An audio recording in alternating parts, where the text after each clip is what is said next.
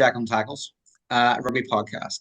This is our third episode of our weekly breakdown of the previous rugby action throughout the weekend and our views on the biggest rugby news. I'll be your host, Brendan McGilligan, and I'm joined this week by Henry Allis Brown. Henry, it's just me and you here this week. How are you? I'm all good. How are you? Me, look, lad, as you're well aware, I had a brilliant weekend with Troy Parrott doing all the work for me. Might not be rugby news, but it's Irish news, so it's all good. At least you can get somewhere in one World Cup. Oh, if we get there. Um, probably not get there, lad, don't worry. But look, we'll start off with the biggest news of the weekend, I would probably say, and that is with your little nation. Um, so England beat the All Blacks for the first time in quite a while. It took them. My first question for you, how do you feel? I mean, it's vindication more than anything. Particularly, I'm sure we'll touch on it a bit more, but with George Ford, it was mentioned on the Love Rugby podcast that sort of his kick to sort of clear it out of sight was pretty much the same spot as the one he missed was it last year. Like it just shows what route England are on right now and sort of the progress that they are properly making Hmm. and sort of the head of steam that's really being built by Steve Borthwick at the moment. Well, well, you say ahead of steam. It was very interesting that, in my opinion, having seen the game and all this, England went 12-0 down. Look, I remember England under Eddie Jones, late Eddie Jones, early Steve Borthwick. You said it went 12 points down. That was just done. Do you know what I mean? So where do you think this change of mentality has come from? Because I was listening to a lot of Irish journalists, and I think fairly were questioning some worrying trends in England in terms of the coaching staff and the huge turnover under Borthwick and all this. So where has this kind of long successful run come from, and what's happening? I suppose it's what we've said over the last couple of weeks, where it's been sort of getting those unconvincing wins against Australia, for example, where it's sort of like, yeah, it's sort of getting the result, not really the best display, but sort of that gets the belief, and it's almost that belief is the most important thing when it comes to winning. The thing that Eddie Jones always said was that winning becomes a habit.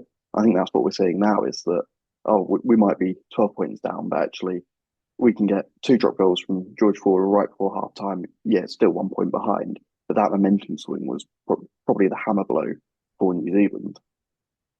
I was going to say we were talking about Italy when they beat Australia last weekend in terms of taking the points when you need to take the points.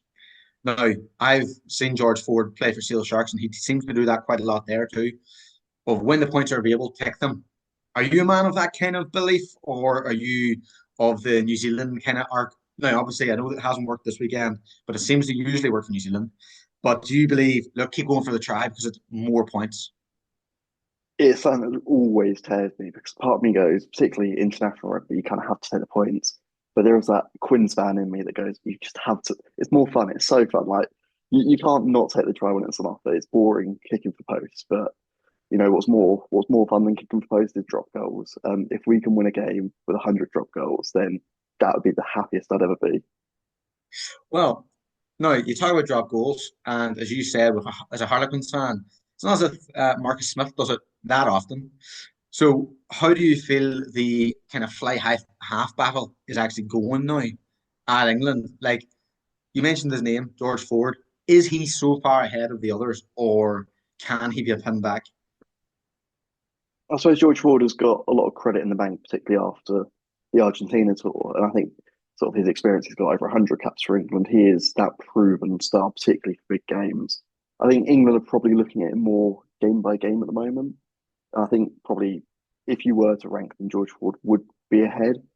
Probably Marcus Smith's ability to cover fullback as he did quite well on and unexpectedly on Saturday sort of probably Yeah. puts him second. Obviously, I'm going to inflate him slightly anyway, and probably Finn Smith still absolutely fantastic fly half. Like any other country in the world would be more than happy with him at 10. I think he's probably sort of struggled back a little bit. He's sort of not been able to really prove that he's the man to take England forward and sort of like George Ford might be getting old, but he's signed a massive contract with Sale Shark. Like he's not slowing down, so why not let him stay there? Well, I was at that press conference with George Ford when he announced his contract, was very interesting to hear exactly why he chose to sign for Sale Sharks because he was given multiple offers, he said, in France. He had been approached by R360 as well, as confirmed by Alex Sanderson, the director of rugby of Sale Sharks. And he turned him down because he literally said, I want to play for England. And that was it. No other reason. Well, another reason was he does like Sale and he does like Manchester, where he's from. But the main thing for him was playing for England. As an England fan, is that the type of person you want? Because it's long been kind of thrown up now in England in terms of that rule we have to play in England to play for England. Would you like? There's obviously the examples of Willis and stuff like that in France, and his brother obviously going over now. Obviously, they're better than what you might have, but do you think it should be remaining within England, or would you bring in French players? Sorry, players playing in France. I I've wavered on this quite a few times, but I do think by and large it is quite a good policy. I mean, if we did sort of open the gates, probably so many players would leave, and the Premiership would suffer, and that's probably the most important thing. But actually having them in England, one of the big reasons why England have the policy isn't necessarily just for the Premiership. It's actually the control that they have over those players. They can bring them in for camps whenever they've got an agreement with the Premiership that they can do that and sort of keep an eye on the players, and it sort of gives them more control. It's something that, like Scotland, for example, really struggle with as they don't have the centralisation. So I think that is quite actually important for England. And I mean, New Zealand sort of have a similar policy as to Australia to an extent. It really helps sort of just create that sort of core. And I think that's something that's really helping England develop is actually create that sort of sense of unity. Yeah, well, look, my belief is I think you've got enough options and quality options that you don't need to bring in players that are abroad. Whereas you've mentioned Australia and Scotland, where their options are more limited. And I think that's the kind of key thing that strength to use. The only other kind of question I was going to ask regarding this game is do you think the result and the magnitude of it is being a bit overblown after New Zealand's two testing fixtures before, the tiredness, the injuries? Do you think maybe it's just been a wee bit overblown? Yeah, big time. I mean, the whole Razor out thing. Like he's proven himself with the Crusaders that he is one of the best coaches in the world. And he's not experienced at international rugby. We know that, but we're still 18 months out from a World Cup. That's still plenty of time for a team to really develop. And sort of, okay, you've lost one game against probably the form side in at least the Northern Hemisphere. So, you know, it's not like it's a shameful thing. Obviously, New Zealand aren't where they were with 2015 All Blacks, for example. But you can't get to that by constantly chopping and changing and sort of going, oh, we need to get him out. Because who do you bring in? Who would be the replacement for Razor? Yeah, well, I've heard who Ian Madigan would want as a replacement. It's one of his former tutors in Joe Schmidt, because obviously he's leaving Australia very soon, but it would give him very little time with them. But for me, I look at, and I was listening again to a few other wise heads in this sport. They were talking about how England, France, Ireland, and New Zealand are probably of the same level, but are second tier in terms of the international scene, with the top tier being solely South Africa. Now we'll find that out when Ireland plays South Africa this weekend, but I feel we're in for a hammering. Um, but honestly, look, I feel your honest opinion on England not being overly kind of past New Zealand, even despite this result, because you saw the danger of New Zealand in their couple of short things. But look, we'll leave it there and we'll move on to what I think is the next biggest game and kind of huge discussion point, which was Scotland, in my opinion. You might disagree, but I think that Scottish result was massive for a fair few reasons. I don't know who it was that posted it online. It might have been Jared Wright. Um, but he posted on how Scotland were they fourth in the world, fifth in the world, Something like and that. since Gregor Townsend has come in, they now dropped to ninth. Haven't finished above fourth in the Six Nations. Haven't qualified to a quarter, like past a quarter final in his tenure of the World Cup. So they give him a contract extension because Scotland are Scotland. What do you think of the whole Scotland thing with this golden generation with Finn Russell, who's arguably probably amongst the best fly halves in the world at the minute? What do you make of this whole Scotland thing at the minute? And we'll talk about the match after your opinion on Scotland. It's such a weird one. I know we spoke on it sort of a couple of weeks ago that I genuinely don't know whether Scotland can improve beyond sort of being maybe a quarterfinal, maybe 2015 was sort of their peak where, arguably should have got to that semi-final. I really don't know because with sort of two professional teams, they got Glasgow, they got Edinburgh, they used to have, was it the Border Reivers and Yeah. whatever the other one was. But they they proved that it's too small of a country to sort of facilitate those four clubs, which is sort of what Wales is finding out at the moment as well. And if you only have two teams, that's not enough to create a strong international foundation because it's the same problem that Italy will have going forwards. That yeah, Scotland are so reliant on sending players out to other nations that I just think can they actually improve? I think Gregor Townsend is a fantastic coach, but how much is he just hamstrung by Scotland's entire situation that they are in? It's it's a very difficult one, as you say. I think last year, or maybe the year before, was our best chance for Six Nations when Ireland were starting to dip. England were in the kind of doldrums of finding out how Steve Borthwick worked.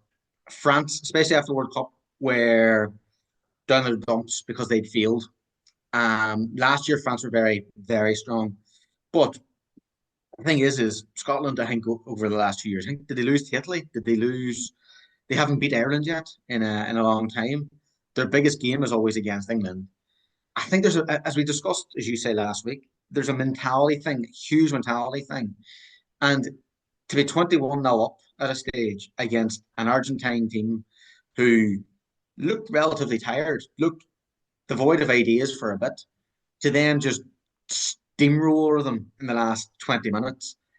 It's worrying. It is worrying because you look at that Scottish team and look, you've got a few fantastic players. You've got Dard, you've got Finn Russell, obviously, you got Kinghorn, and you've got what do you call him on the wing again? Just blanking me. Van der Short. Merwe? Oh, No, no, no. Darcy Graham. Darcy Graham. I Van der Merwe is not one for me. I don't think he's defensively thereabouts. I think it's a liability, and I saw that at the weekend. But I think they have so many stars kind of in there, but then so many average players too, in terms of when you're trying to build a squad.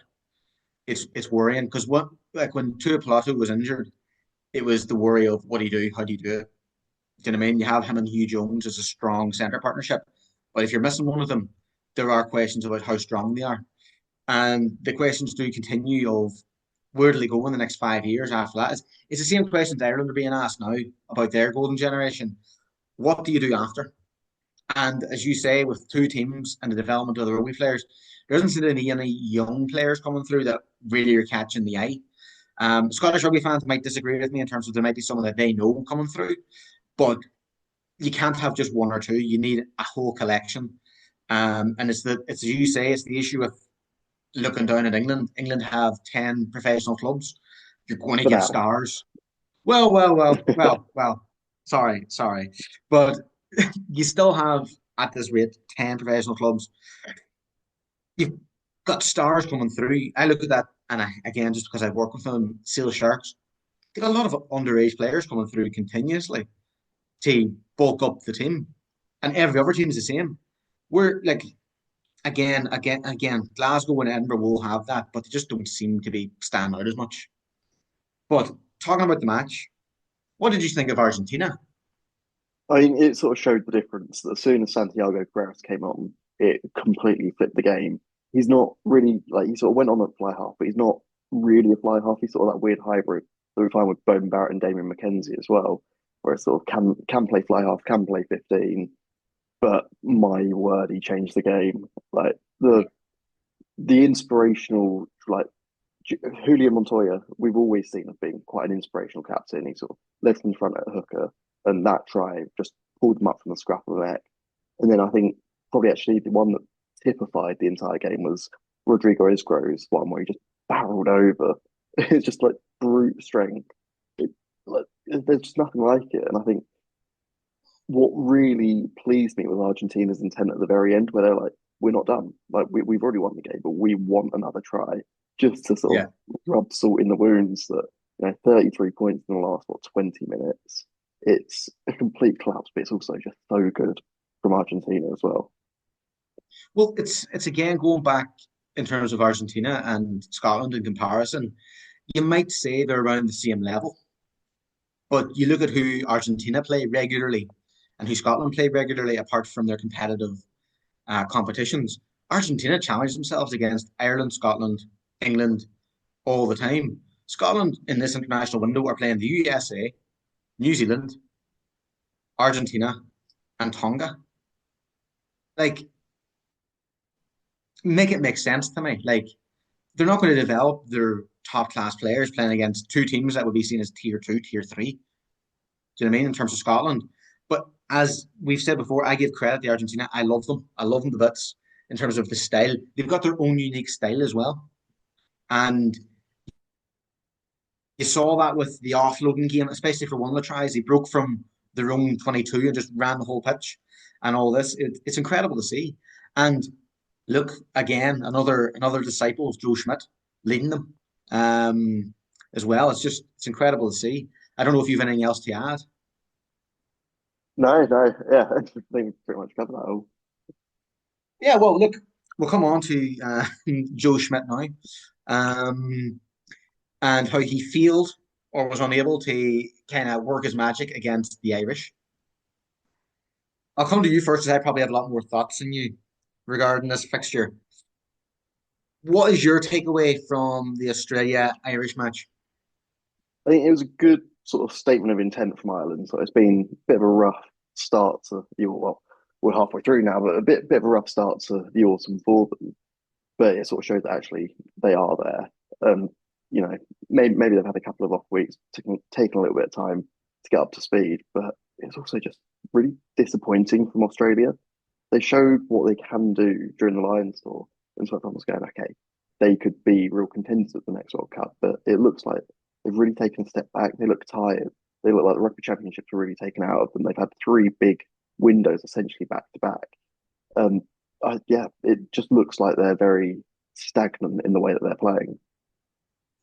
I would agree with you on the Australia point. I feel that they're running on empty. It was their 15th match, 15th international test of the year. That's a lot. That's a lot of tests, and it's a long time to be together. You do get tired, and you could see they fought back in the first half, but by that second half they just couldn't. And for me, that is a huge red herring for Ireland because they're coming in against South Africa, who rested their squad at the weekend and will be ready just to absolutely wallop Ireland. I just feel a walloping coming in. But talking again on the Ireland Australia game, I do agree Ireland showed in flashes just how good they can be, but it's against a second string kind of opposition who were just dead in their feet. And there was still some issues and still some worries. I've seen a lot of Irish interviews of the players after, and they all seem very buoyant. And look, you have to take your wins when you get them. But I wouldn't be as happy as they all seemed. I wouldn't be as boisterous as they seemed in terms of defending Paul O'Connell with the lineouts and all this. We'll see if the lineouts work against South Africa. That's my takeaway. The next big takeaway, and I wonder what your thoughts are on Sam Prendergast in terms of you got a lot of plaudits, but do you think they're well deserved, and do you think it will keep him in the squad for the South Africa game? I mean, it's something that I was going to ask you as well, and I think that he's proven it during the Six Nations as well that he's very good when it's going his way, when he's playing front football, sort of his really silky pass to get through to Matt Campbell, and that was absolutely fantastic. He's proven that in attack he can be that player, but can he back up when things are going against him? And that's what we will find out. And I'm not sure whether he can just yet. I think you play a bigger team. It's a real question of do you go actually give him the experience because of what he can become? And again, this is something that people debate to know, and I know we've debated it as well. Do you give him that sort of chance to say this is what he can become, this will accelerate his growth, or do you say actually we need the win, we need to start building momentum, or at least have a better performance? I think I would probably be inclined on the back of that performance that you can't be dropped from it. But yeah, I think either way the dice rolls, I think probably would be fair. I would agree with what you've said, but I think you have to drop him. I think I watched him try to tackle one of the Australian players when I was watching it, and I just threw my hands in the air, being like, "Come on, man! You've been given so much time to develop this and perfect it over the summer. You weren't on a Lions tour. Jack Crowley's went away, got a strength and conditioning coach, and he's improved a lot in terms of a lot of elements of his game. Why couldn't you do the same? Why couldn't you go out and just practice tackling continuously and continuously to develop that? It's still a huge weakness. And look, I know he's young, I know he's 20, and he will, but he hasn't got much time to learn because, as I've heard, once people identify that as your weakness, and it has been identified, they're just going to run down his channel, and he's going to get tired, and he's going to end up getting hurt. He's going to end up getting absolutely frustrated at the fact that every time they're coming down his channel, that he has to put himself in the action every time. And it's just going to frustrate him, Andy Farrell in Ireland, that even if he does improve, it's going to be detrimental for him anyway, because when he's having to work so hard at this, it will probably take away from his attacking game. And it's like, well, what do you do? I think as well in regards to the South Africa game, Jack Crowley will start him just for his defence.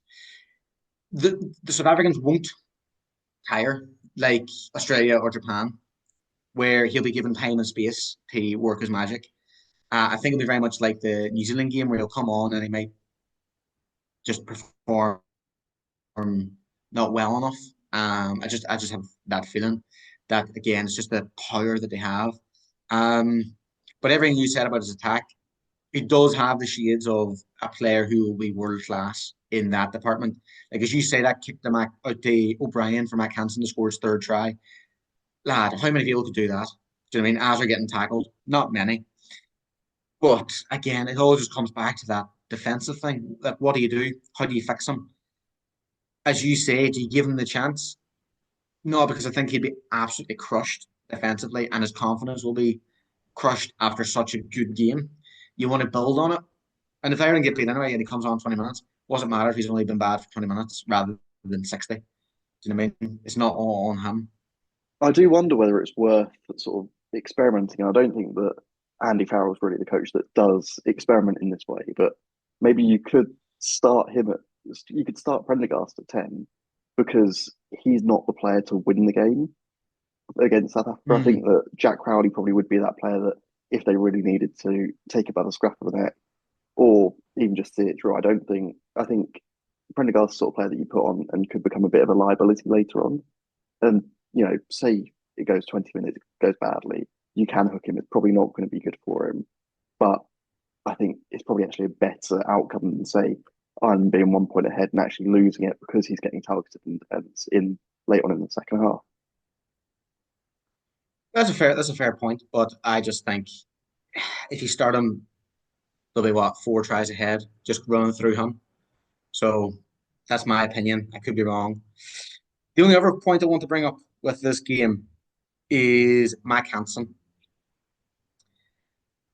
Do you think Hugo Keenan has lost his place at fullback? Again, it's something that I was going to ask you is that Matt Hansen plays very well for someone that's never played international rugby at fullback. Hmm. I don't know whether Keenan has lost his place. I think it just creates a conversation that Ireland have got probably better depth than you might have expected. I think Hansen's a genuine option there if required. I think he might become maybe the second choice fullback rather than sort of being that first choice and sort of overtaking from Keenan. See, for me, I kind of agree with you there as well in terms of, but I would slightly alter it. I think the playmaker ability that Hansen has because he used to play as a fly half when he was a youngster. I think if you're playing opposition like Australia, potentially Italy, Scotland, Wales, you might put him at fly half to just get that second kind of opening, the way that Marcus Smith does with England. But when you're coming up against those kind of major nations, you're like, right, we need someone who is reliable in his position, defensively sound. You might turn back to Keenan, and you might put Hansen out in the wing again. That's kind of my view. I think if you want more creativity, start him. If you want more solidity, start Keenan. I think, as you say, it started a whole conversation now, which is maybe where it's at. As you said, it's one game. Let's not get ahead of ourselves. He's not going to be the savior of Irish rugby and lifting a World Cup. But if he did in his home country, it'd be brilliant. Um, but look, it's something I thought like to score a hat trick isn't easy. To do it within the first half is pretty remarkable, and to look so comfortable doing it is another thing. I think Joe Schmidt said the best Australian player on the pitch was Mac Hansen, so that was another thing. So, what do you think? Are Ireland back, or is this a false dawn? I think it's a sign of what could come, but I think it's something that really needs to be built upon. I don't think it's ready to quite say that Ireland are back, but if they can sort of build momentum, maybe they'll scrape a win against South Africa, and we'll see. But yeah, I think they it's definitely a foundation that can be built upon. Well, my last question, sorry, I know that was going to be my last one, but the one I had was I saw something going around about Van der Fleer, which put Keelan Doris at number 7 for his power and his driving ability, and he's played pretty well. Do you think Van der Fleer might be slowly being aged out? A man that he's trusted for years, not even getting the Lions test, like, and he's now seemingly choosing Doris over him with Conan because of the power of Conan at number 8. And he wasn't even on the bench. Nick Timoney was on the bench. I know he said that Van der Fleer was injured, but I don't really believe that personally. He's done this in the past. Yeah, I think Van der Fleer needs to make a statement if he next gets a chance to play for Ireland, but also when he goes back and plays his club rugby as well. He needs to prove that he still has it. It could be sort of one of those players that is a bit like a Hamish Watson, sort of have loads of hype and then just almost disappears off the face of the earth in some respects. I think he's at risk, but also I think as we've seen with Matt Hansen, it could just be that Andy Farrell's quite keen to try players in different positions just to sort of show that actually you get an injury or you get a card that you can fill in and be comfortable in that position, which is always a really strong thing to have during a World Cup. Well, in the friendlies, per se, in the Lions test series, and then didn't even get on the bench, didn't even get a look in. And that's your international manager who has trusted you for so long. Like, it's a bit worrying. I don't know if there is a breakdown maybe in the relationship because that would have stung him to an extent. I know he's a team player and all this, but it might have stung him. And this might be just like, right, okay, let's kind of, he's 32, 33. He might be getting aged out slowly. And I feel for him if that is the case, because I still think he has a lot to add over the next year or two. Um, but like, I don't know, it was just a question I had because I saw a couple of things maybe bringing that up. Um, and as you say, I hope he does perform for Leinster. He kind of say to him, "Look, I'm still about. I still got the thing." Because he was only World Player of the Year 3 years ago. So shall we move on to Wales v Japan, shall we? Sounds good. What's your thoughts? Because I've got quite a few. Yeah, it, I think. I mean, the big thing that I've seen a lot of people sort of complaining about is the passion that Wales were showing at the end, sort of really celebrating. I've seen a lot of people saying that it's sort of a game that you shouldn't be celebrating when it should just be like Did, should be a did not want given. to World Cup. Did not want to World Cup though. But it's a sort of one where people have been going, they shouldn't be celebrating. Like it's a game that they should be winning. It sort of shows how far Wales have fallen by the fact that it means so much. But then I've also seen, on the other hand, it's probably the side that I stand much more on that actually show what a win like that means. A lot of those players have never won an international game. So sort of to be in that position, particularly Wales hadn't won a game at the Principality for 2 years. But just to end that streak against anyone really, really is something special for them.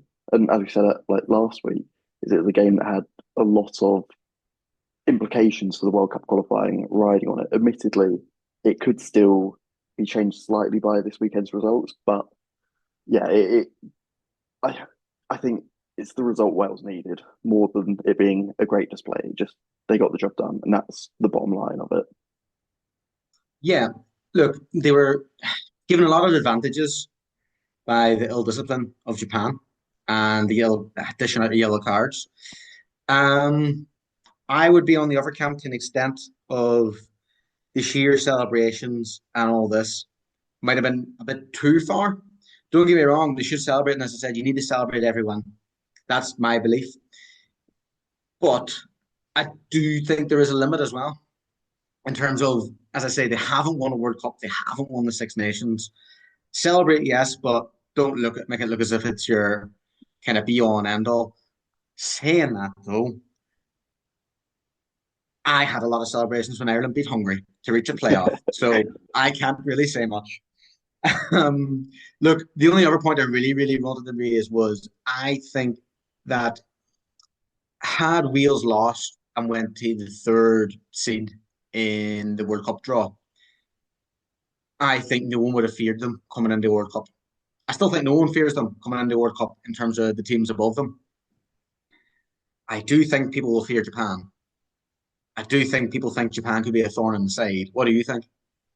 Yeah, I think sort of people have sort of rubbed it off and said that Eddie Jones is sort of washed, doesn't know what he's doing anymore. But as Japan are getting better, he's getting a bit more credibility again, isn't he?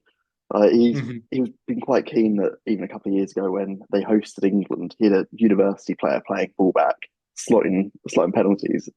He maybe he's not the coach he once was, but he knows how to deal with a team like Japan, and it's showing. Like the team that they had a year ago probably wouldn't have been anywhere near the Wales side that Wales put out, even with all the troubles they've had. And they, as you mentioned, three yellow cards. That's an issue they need to really sort of deal with. But they're bringing three players. They had the Australian player that came through and made his debut on the weekend. They are building depth, and Japan League One is helping that, and it's becoming a real proper league, even if the defense is a bit dodgy still. But Yeah. yeah, I think Japan are. I don't think they'll probably get past the quarterfinal, but I think they could be a little stumbling block as they were in 2015.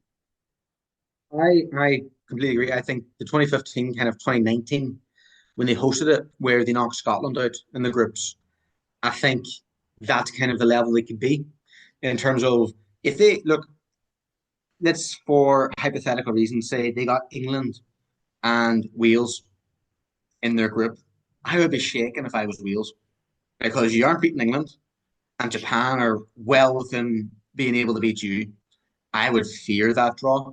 And that's why I'm saying, like, even then, I look at the kind of seeds who are in the second seeds. Australia don't look comfortable to Japan. Italy wouldn't be comfortable. Who is comfortable against Japan? Japan are there and they're going to make it a hard fight.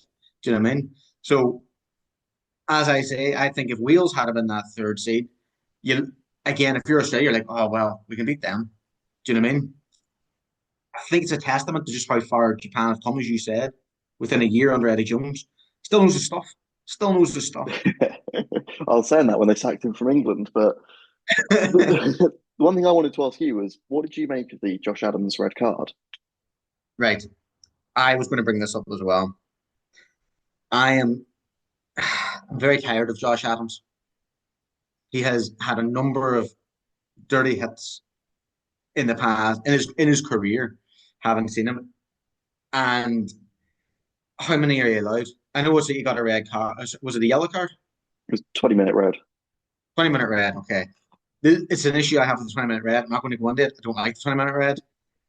That's a different story. Anyway, the fact he got a 20-minute red, a red card, I think is disgraceful. Like, he does it, he seems to do it, and he seems to have done it more under this per spell of Wales, whereas frustration clearly coming out. I know it's not every week, don't get me wrong. And I can't a test for the player's thoughts or his emotions or whether he wants to be dirty or not. But it just seems that he keeps receiving red cards or yellow cards for dangerous tackles or dangerous moments. And I've seen him throw a ball away petulantly and stuff like this. I just think there's some players out there that are really dangerous and can get in the mood, and it's not a great thing for the safety of other players. And that's my take. I think the tackle itself was terrible. There was no need to do it in the ruck. There was no. Well, I'm asking you, what was the point of it? What did he gain out of it apart from a red card? Well, exactly that. That's exactly what I thought with it. Is that he's a winger going into ruck. He's not really going to do anything anyway. But he sort of just went in shoulder first. He went low, admittedly, but it didn't affect the ruck at all. And I mean, I've still, as an England fan, not forgiven him for that cheap try that he scored during the Six Nations, where we're all huddled up. But that aside, I think it was such a unnecessary hit. I think frustration is the big thing behind it, but it's so stupid. And for a player with such experience, you should be like you shouldn't be doing that. If it was someone with like 10 caps, you go, okay, yeah, sure, fine. Like it happens, but Josh Adams knows better. I don't know. I don't know if that argument stands up though, in terms of the inexperience and experience. In terms of, as I said, he's done it countless times in the past. I feel it's a very similar to the Owen Farrell question of the past of dangerous tackles. Do you know what I mean? It's just technique's all wrong. Everything's wrong. There's something clearly wrong, and they go to this tackling school and they don't seem to improve. Do you know what I mean? At this stage, they're endangering their opponents and they're endangering the health of the opponents. Is there a point where you're like, right, we really have to get this sorted? And it doesn't matter. As I said, it doesn't matter about experience. They just need to go away and learn how to do these things without endangering, again, other professionals. Like they wouldn't want that kind of going against them. So why would they allow that done to others?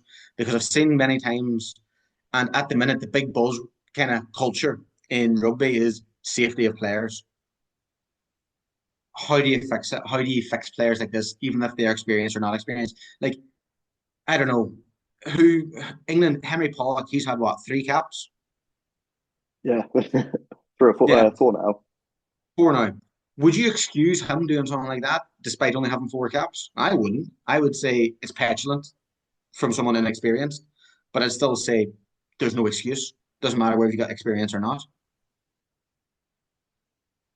Yeah. but Should we go on to the that's what I'm saying. How do you fix that kind of attitude in players?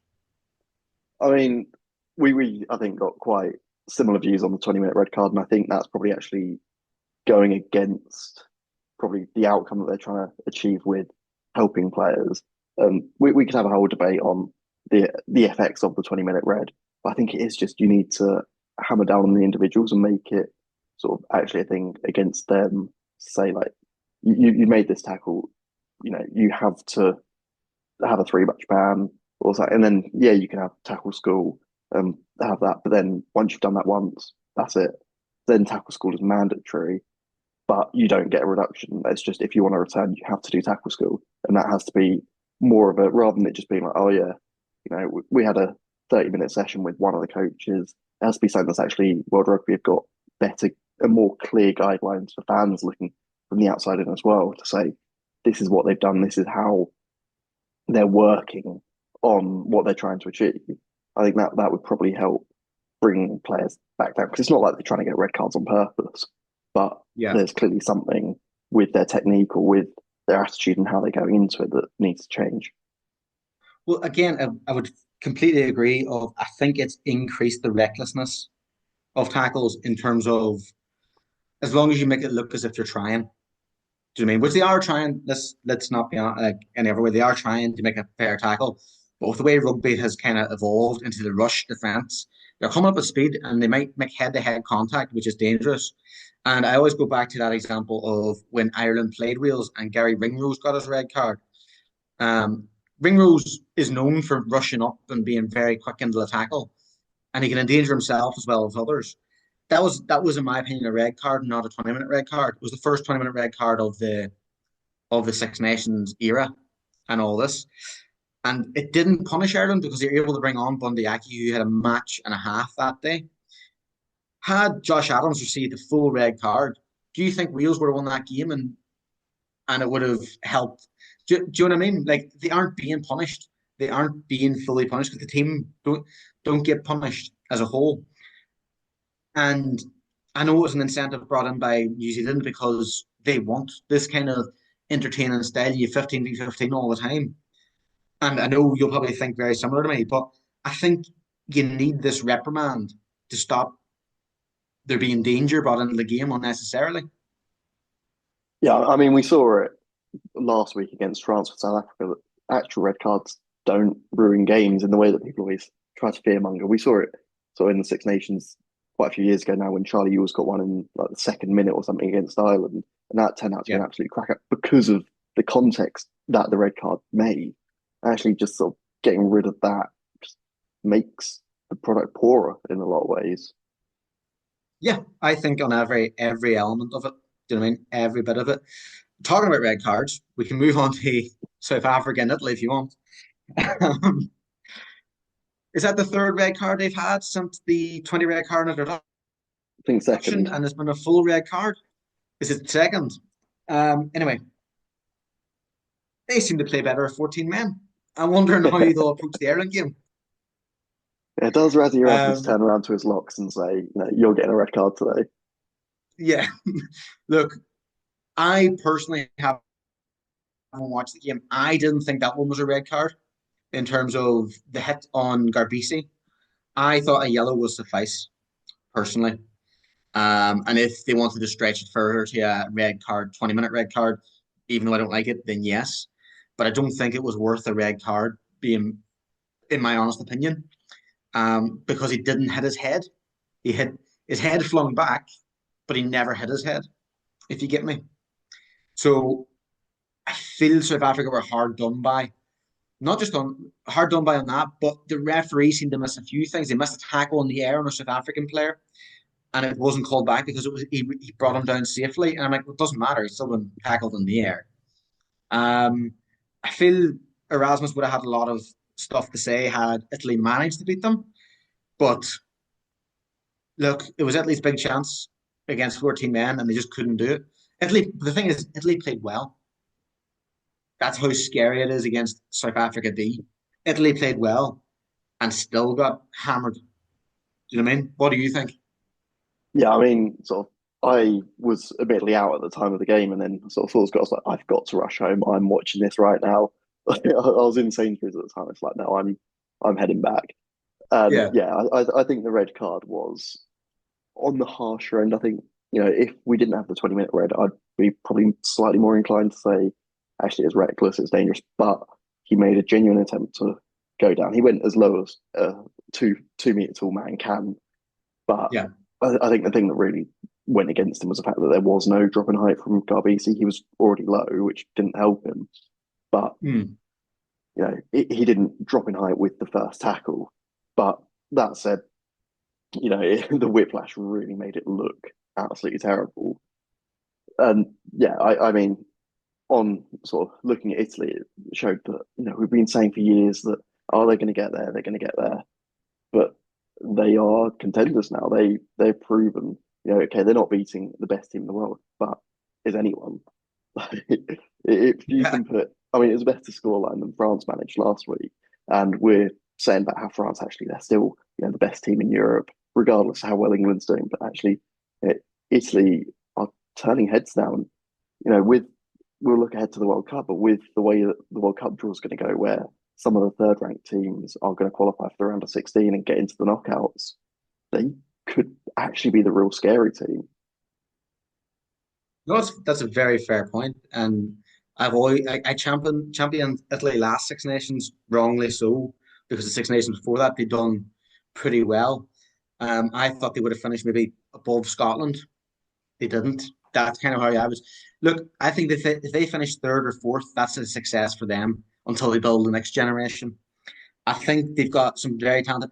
I do think Garbisi was very effective from that tackle because he missed, was it three kicks, a couple of them easy Mm. as well, to put Italy a bit out of sight at a stage before when Capewatso went over, they would have been 9 points ahead. I think maybe they should have brought him off and put Tommaso Allo on, just because of he didn't look thereabouts because of the huge hit. Um, but I think they got a number of talented players. I think you're right. They are going to be a worry coming to this next Six Nations and the World Cup. Do you know what I mean? But I don't think there's that much to really talk about this game because South Africa just showed they have 50 players that are good enough to win a World Cup. Yeah, I mean, I've always spoken about sort of England's depth, but South Africa's is scary. Like when you've got, I mean, they'll be on their third and fourth choice locks against Ireland, and you wouldn't know. I mean, Andreas Hayden, as we've spoken before, playing in the back row as if he played there his entire career. It's they're innovators, and it's just how do you catch them? As we spoke in depth previously. Well, look, we'll talk about one more game from the weekend, and we won't really touch on it too heavily, which is the Spain versus England A result. So Spain lost by only 4 points. Now, very reasonable. 29-25 to England A. I brought up a couple of weeks ago the approach of they're playing the kind of C teams of England and Ireland, and they've done all right against both. Do you think this policy has been better for them rather than playing Romania, Portugal, and Hong Kong ahead of a World Cup, or what do you think? I've quite liked it for both sides because I think, for Spain, it's, I mean, if you're getting a result like that, it's clearly a team that you are at that level of that you should be playing against. And that's clearly a meaningful game rather than playing against, Scotland or England and playing their full strength side. Because what do you learn from an 80-0 loss? But yeah, I quite enjoyed it. I quite like how they took it to, even though the stands weren't filled, they took it to a really big stadium, actually showed the product they are building. And I mean, they're going to be at the World Cup. They need to learn how to play against tier one teams because that will happen during the pool stages. But yeah, I also quite like it from the England perspective of actually, again, giving those younger players a really meaningful game. We saw Charlie Atkinson, he got his cap against the USA over the summer after sort of being around the squad for ages. And he played really well. I mean, there's the little clip of, was it Noah Glory, um, where he scored his try, and then one of the tiny Spanish wingers starts trying to pick a bit of a fight, and he just gets picked up and carried away. I think it's one of those ones where it's just it's an enjoyable game. It's kind of the closest to a friendly that we have in rugby. Obviously, sort of the autumn internationals aren't they're always like exhibition matches. Now we'll come on to it later with the Nations Championship, and I think it's quite a fun way to develop a squad as well. Well, shall we move on to the Nations Championship? And again, as I opened the show, very simple question. What are your thoughts? What are your feelings? I'm so torn on it. Like Right. my overriding thought is I'm just so glad that the finals aren't in the Middle East because that would have really highlighted sort of everything being right. I mean, it's a much better concept than R360 in my opinion. If you're taking rugby on sort of a more annual global audience, I think this is probably the way to do it because we've got such a good international product. And realistically, it's not that different from what we already do. The big change is when you go to the Northern Hemisphere teams touring against the Southern Hemisphere, which that's where my real issue comes in. I think that's really like, for a start, the reason why we've always done the tours that way is because it's so impractical to be going from, say, Japan to South Africa to Argentina that it just doesn't make sense to be doing it that way. Whereas, going from Ireland to England to France, that's just an hour flight. So I think that would probably put the Northern Hemisphere teams at quite a bit of a disadvantage. Not that I'm making excuses already, but I suppose the other real issue I've got is how it kind of locks out tier two teams as well. I know there's the second tier of the Nations Championship that's coming in, but a team like Georgia now isn't really going to get the chance to play a team like Wales, which they've beaten twice in a row. That that if one team then sweeps the second tier, okay, they might get a chance to go up in a few years' time, but they're getting locked out. They're not getting a chance to prepare for the next World Cup. No, I fully agree. And it is the disappointing thing about this is the relegation should have been brought in a lot earlier than it will be because I feel you're right. I feel Wales and Japan being in the top seeds. Can you see them finishing any higher than anyone else? Really? I think with the trajectory that they're going on, I mean, it will only take one or two scalp wins to kind of not end up in the bottom. But yeah, it's quite a tough one where yeah, what do you gain by losing every week? Like for a Hmm. team like Wales, and we've seen it, we spoke about it earlier with Scotland, sort of playing those tier two teams, where actually getting those wins can be really helpful for developing younger players, which now won't be a thing, which means that you're always having to play your best players every week because you need those wins to get the prize money or to get whatever's actually online. Which means that then you got your top end players that there's only so many games that they can play in a season. So, okay, they're now playing 15 internationals a year or whatever it will end up being, which then limits what they can do at club level. And then the knock on effects of that means that actually you're not bringing through players, and actually, in a weird way, the quality of the rugby is going to maybe actually get worse. There's a potential for that. I think you can obviously have the other, which is because you're having to push for places, because you're having to push to be your best all the time. You make a player stepping up to the plate. You might be forced through injury or through whatever to have to play new players. And look, I know what you're saying. You can't blood players during look, there's so many new Irish players kind of brought through against Georgia and Portugal during this summer. Probably loads of new English players brought through against the USA and again Scotland when they went around the Pacific Islands. I agree with that point. You might not get as many, but what is this point of giving out caps for the sake of giving out caps as well? Do you know what I mean? Like, if they aren't good enough to play a competitive match, why would you want to just give out one? Would you not want them to be able to fight for a place week in, week out? That that's another. But I also think the lockout of the relegation, like imagine Spain finish top. They not want a playoff with Wales to come up. I think that would be the key is I think the playoff is the big thing because you have to be able to beat the bottom team of the top to get in. So you aren't getting beat every week as well, or you're able to compete. Um, because it's long been talked about for the Six Nations, like Georgia would need a playoff because if you immediately put them up, they could be just nowhere near as good as well. And then you just have a continuous up, down. So I think there's a lot of positives. There are negatives. I hope they iron it out, but it could be cancelled after one iteration if it doesn't work as well. They've cancelled the rugby championship for a couple of years, Yeah, so things things can change in this sport to try and develop it, and they might go back to tradition eventually. I don't know. We'll just see how it works out. That's my view. Don't know if you agree, disagree. Let me know. yeah. No, I think it'll be interesting to see in say 5 years' time where we are with the Nations Championship. I don't know whether it'll be a flash in the pan.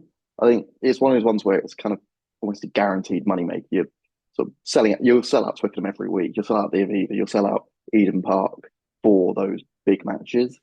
And playing against those other tier one teams is a way for those nations to make money. And I don't know whether if they can prove that that's making money, whether they would want to turn around and say, actually, we don't want this anymore. If at the end of the day, money is going to rule everything. Yeah. Well, look, we'll have a wee think and see how it goes over the next year, and we'll come back. But now we'll move on to the last kind of subjects in terms of what we've just witnessed during this podcast as well, and what we have upcoming at this weekend. So Samoa are in the World Cup. I Yeah. think on I think unfairly, but yeah, can you enlighten us on how Samoa have managed to get through? Yeah, I mean, I was saying to Brendan off air that I had it sort of playing on my iPad as we're recording, sort of just keeping an eye on it, sort of eyes not looking at the camera at all, just completely looking at the game going on because it was such a bad game of rugby that it was so captivating. So Jacob Umaga gets Samoa ahead in like the opening minutes, gets a penalty. You think, okay, it's going to be such an easy win for Samoa. Like Belgium had a good run, but that's it.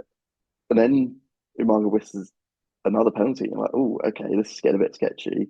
Belgium get a penalty, and suddenly they go into half time. Belgium are 6-3 ahead, and you're thinking, oh, Christ, like, are Belgium going to do this? What, firstly, what great thing for Belgium that would be, but also awful for Samoa and what that could mean for them. And then sort of game goes on, Samoa get a try, and you're thinking again, like, oh, Samoa have won this, like, sort of can breathe a sigh of relief. And then Belgium do it again. They get a try under the sticks, get the conversion, 13-0, but it's not enough. Belgium hold them out to the draw, but maybe on merit they should have gone through, but points difference, they've not made it. And yeah, what scenes it was. You're seeing the Belgian players in tears, rightfully so.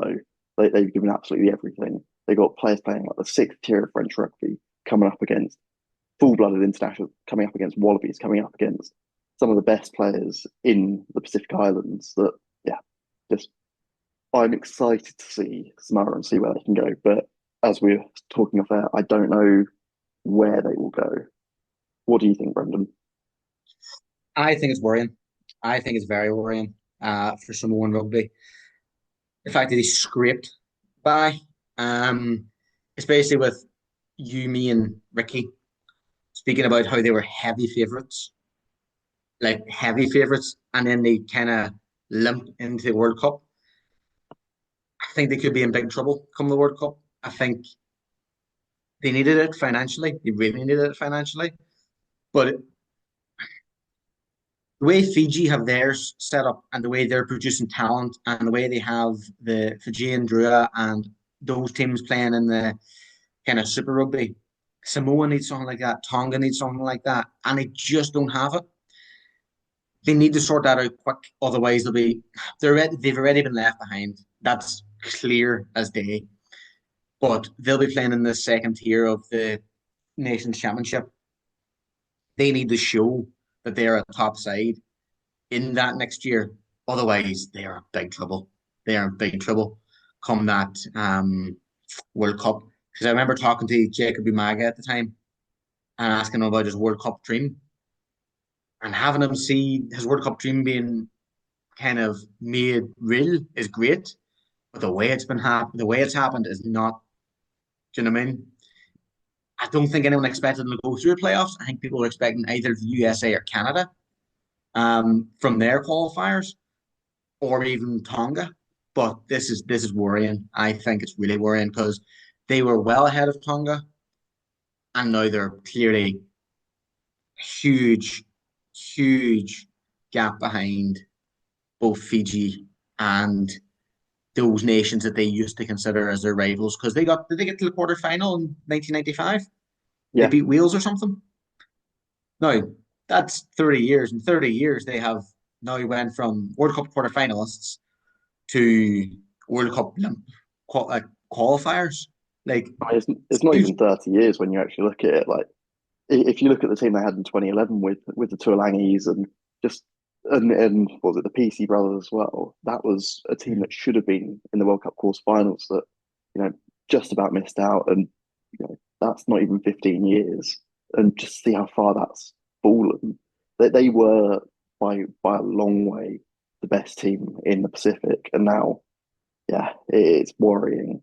I did mention that I wondered whether if they didn't qualify, whether that'd give them the kick, but just the state that Smart Rugby's in, that if they didn't get the money, probably would have been the end for them in a lot of ways. Also got 10 minutes on I, this now. yeah, I agree. I agree. But look, we've got the World Cup rounded up. We'll probably talk about the World Cup next week, as a whole, because the draw will be made very soon. I think it's In around is it December. the sixth of December or something like that. Um, but we'll have a talk about that. We'll talk about all the permutations and who could face who to an extent. We're not going to go into everything, but we'll look at maybe the potential group of death that could potentially happen. But we'll round out the show with our views on the upcoming week in terms of international fixtures. So we've got a few big games, I would argue. Biggest game being Wales v New Zealand. What do you think? If Wales can beat New Zealand, then anything can happen. I mean, it's been like 100 years since Wales have beaten New Zealand. Like, it's not happening, is it? Like, as much as the crisis talks are happening among New Zealand fans, the real crisis talks would happen if they lose to Wales. Like, they scrape by against Japan. It's just not happening, is it? I honestly think Scott Robertson would get sacked if he lost to this Wales team. I If they really have a fight do. at halftime, he'll get sacked. Bring out Joe Schmidt. It's all right.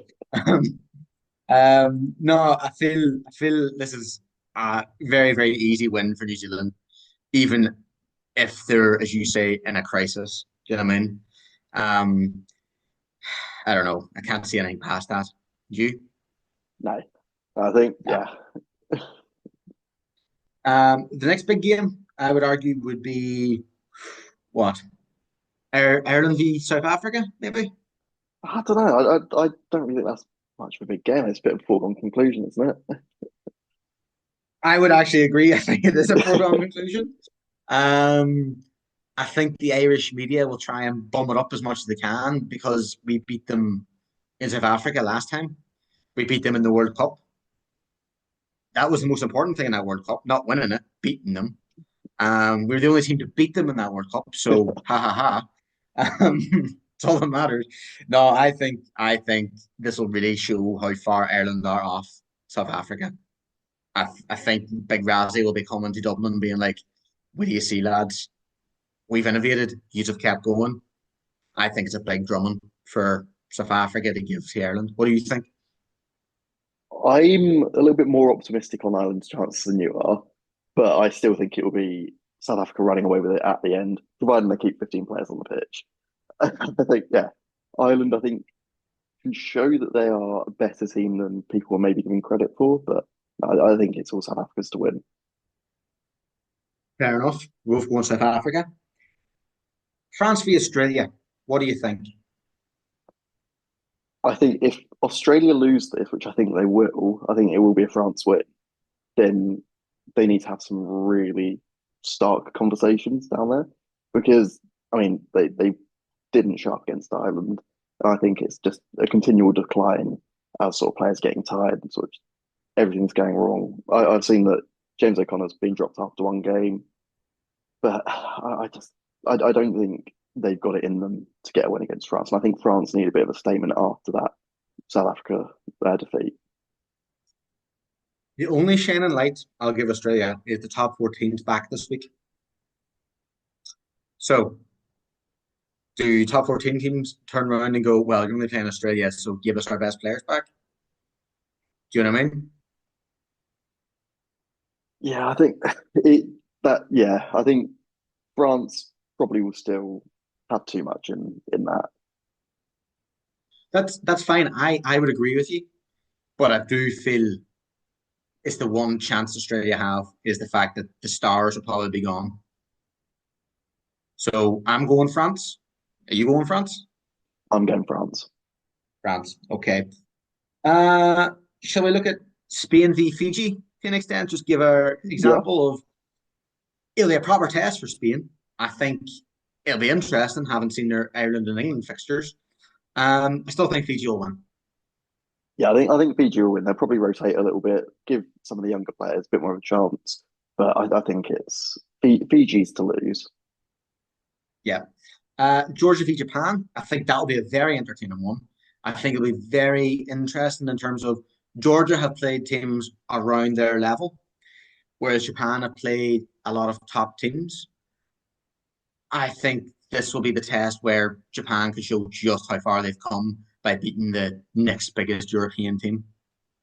Yeah, I mean, as I sort of touched upon it earlier, if Japan beat Georgia, they have a chance where they can also get into band two at the World Cup, and Georgia then slips down into that 13th spot.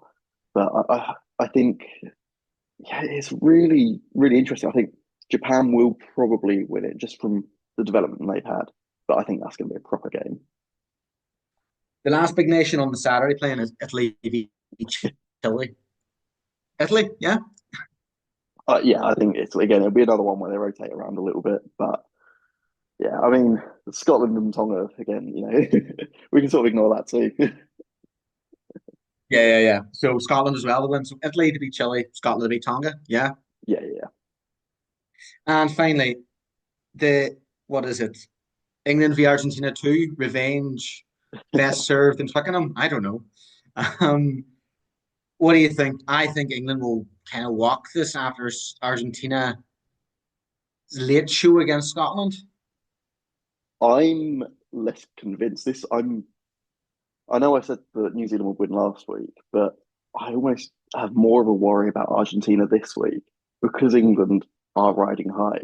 And it's always a bad sign when sort of everyone, all the fans in the media are turning around really backing England because that's when sort of complacency sits in.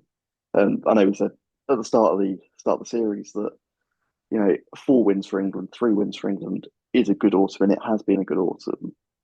But I think Argentina have got a bit of wind in their sails after that last 20 minutes against Scotland. There's quite a lot riding on it as well with like after beating England last time at Twickenham as well.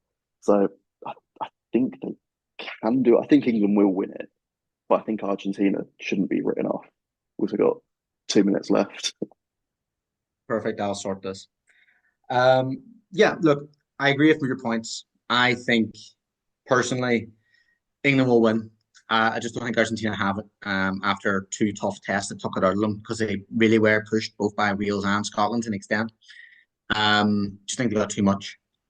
But look, Henry, thank you very much for your time. It's been brilliant talking to you, getting to know all your knowledge of the weekend's action and getting your thoughts. Yeah, as always, it's been great being on again. And look, thank you to everyone for listening. This has been Jackals and Tackles, the rugby podcast. And we thank you very much for tuning in, and we look forward to hearing from you again soon. Thank you.